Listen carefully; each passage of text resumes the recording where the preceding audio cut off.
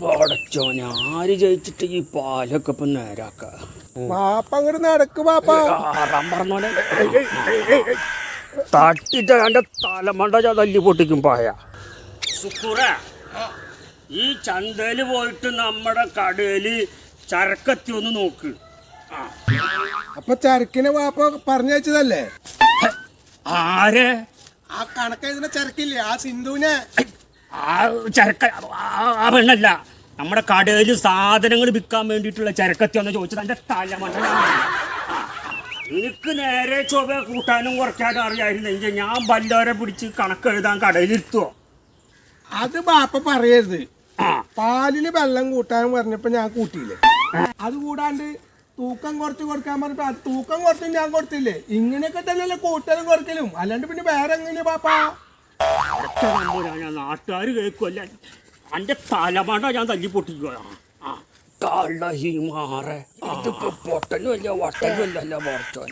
കണക്ക് കൂട്ടണം കുറക്കണം കാര്യമാണ് പറഞ്ഞത്, അല്ലാണ്ട് പോത്ത് പോലെ വളർന്നില്ലേ. എന്നിട്ട് നിന്റെ കയ്യുമ്മലത്തെ വിരലെണ്ണാൻ പറ്റുമോ നിനക്ക്?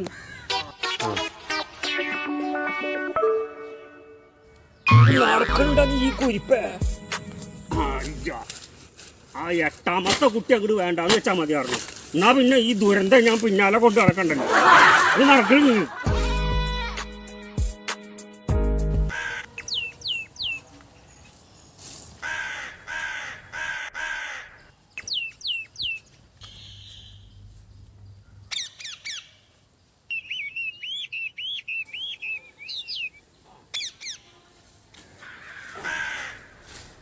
കുക്കൂറല്ലേ? ആ ഭാസ്കര മാഷല്ലേ എന്നെ കണക്ക് പഠിപ്പിച്ച ഭാസ്കര മാഷ. നിന്നെ കണക്ക് പഠിപ്പിച്ചത് ഈ നിൽക്കണ സാധന എന്റെ മാഷത് എന്റെ കണക്ക് മാഷ്.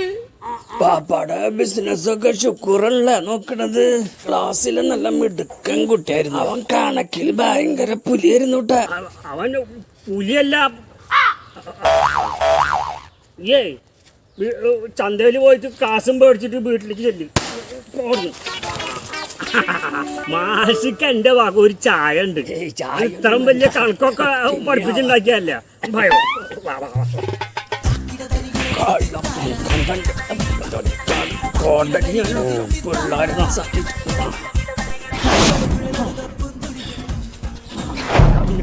പിള്ളേരെ കണക്ക് പിടിപ്പിക്കാൻ അറിയാക്കുന്നു.